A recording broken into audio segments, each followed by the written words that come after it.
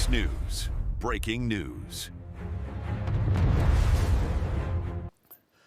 6 Republicans just stabbed President Trump and the American people right in the back. While our commander-in-chief is fighting tooth and nail to secure our borders and put America first, half a dozen so-called Republicans, I like to call them rhinos, joined with Democrats to extend amnesty protections for over 350,000 Haitian migrants. And folks, it gets worse. One of these rhinos actually went on camera celebrating a judge blocking Trump's immigration enforcement. The new DHS Secretary Markwayne Mullin, he just went absolutely ballistic. And the question is, are these Republicans representing you, or are they working for the open borders lobby? I'm going to tell you what this means for you and your family.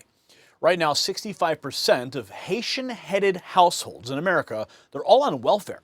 That's your tax dollars paying for housing, food, stamps, and health care for people who came here through a so-called temporary program that's lasted 30 years. Meanwhile, American workers are struggling to make ends meet. Your grocery bills through the roof, your rent keeps climbing, and these 6 Republicans just voted to keep hundreds of thousands of foreign nationals competing for your jobs, driving down your wages, and draining your community resources. See, it's really not about compassion. It's about survival.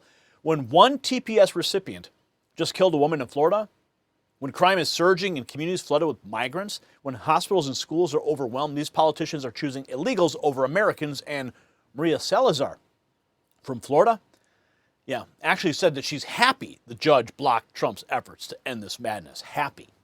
So while you're suffering, she's celebrating. And speaking of America First, I need to tell you about something that President Trump is doing right now to secure our nation's future. This is breaking news from the White House. The administration just announced over $30 billion to secure America's critical mineral supply chains.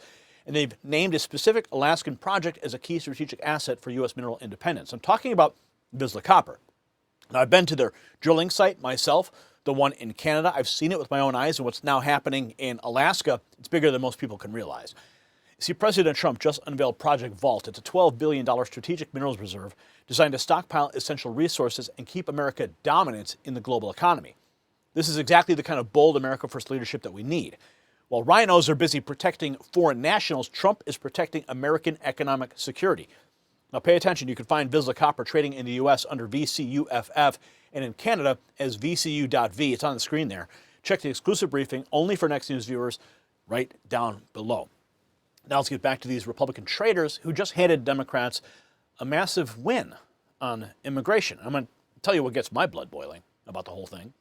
We're not just talking about policy disagreements. We're talking about Republicans actively sabotaging President Trump's America First agenda. Congressman Brandon Gill put it perfectly when he said, "Today we're going to find out which members of Congress think America is a sovereign nation and which one thinks America is the world's permanent hotel." Well, folks, we did find out. 6 Republicans think we're a hotel. And I'm going to show you exactly what these people said on House floor. Let's go to Brandon Gill first, going off on the House floor over passing TPS for Haitians. Listen carefully. Let's ask ourselves, does mass migration from Haiti benefit the American people? The answer is obviously no. 65% of non-immigrant Haitian-headed households are on welfare. Does that make America stronger or more prosperous or more wealthy in any way? Of course it doesn't. And yet we're being asked to give them amnesty and make these absolutely horrendous years of open borders effectively permanent. Not on President Trump's watch. He's questioning the benefits of mass Haitian migration. Now here's the Democrat representative, Sheila McCormick, who's marred by ethical violation, arguing the economic consequences of mass deportation. Libs of TikTok nailing it. She was found guilty of 25 ethics violations after being indicted for stealing millions in FEMA funds. Is now concerned about the economic impact of deporting 350,000 Haitians. You can't make this up. Thank you, Mr. Speaker. I rise today, Mr. Speaker, to talk about the economic damage. I support this bill because at the end of the day, we have to recognize that the Haitian people who actually have come to the United States, they did go through a vigorous vetting process in order for them to get the TPS status that they have.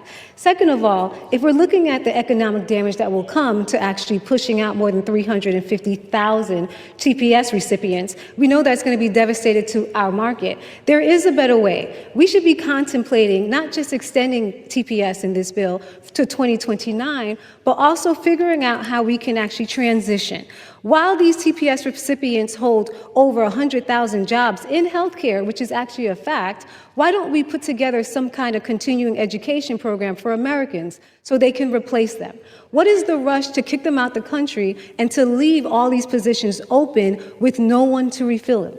Let's talk about more how we can protect and make sure that our hospitality industry... Let's just talk. We should really be talking about when you're going to be serving your prison time.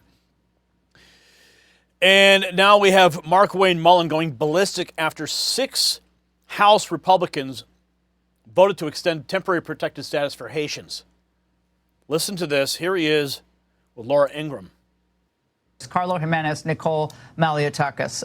What is going on here? Unfortunately, TPS turns into a permanent status. We have people that's been here for 30 years, and then when we say we're going to end a protected status for you, they end up coming in and saying, well, wait a second, it's inhumane because we're married, we have family, we have kids here, we have grandkids here, we work here, and now we're going to send you back home. But it was never supposed to be permanent. And that's the problem is that when you start extending these programs, they become permanent. And I have a real hard...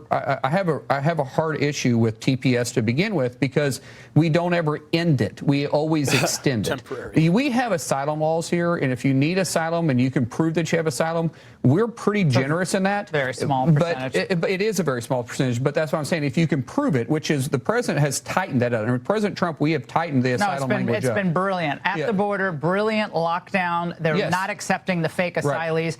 But they would extend their stay in the United States. We're not for that. Till January 20th, 2029, President Trump's last day in office. Yes, and we are not for that. I haven't spoken to President Trump personally, but I would. Outrage. It ultimately will be his decision, but I can't imagine him being for this either. Him and I will have a longer conversation on it. Yeah, let's have that conversation. 6 House Republicans just joined Democrats to protect Haitian migrants, 219 to 209. This weekend, Haitians temporary protected status, a category in which one of them killed a woman in Florida at a gas station, according to Tim Burchett. In April 2025, Western Lensman right, Maria Salazar says she's happy that a judge blocked the Trump administration's effort to end TPS for Venezuelan migrants. Come on.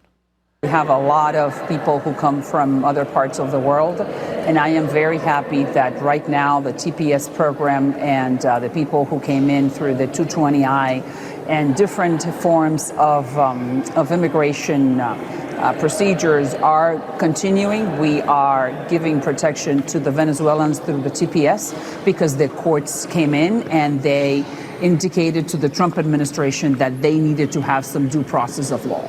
So that is the beauty of democracy. Sometimes the legislative, the judicial system talks to the legislative and talks to the executive and things. But in this hour and for what concerns my community, we are happy that the TPS people are protected, basically Venezuelans. Oh, really? So it sounds to me like we've just got another voting block that they're trying to manipulate. Red Wave Press, 6 House Republicans being blasted by conservatives after joining Democrats to advance a bill that would extend temporary protected status. Representative Don Bacon, Representative Brian Fitzpatrick, Mike Lawler, Maria Salazar, Carlos Jimenez, and Representative Nicole Maliotakis.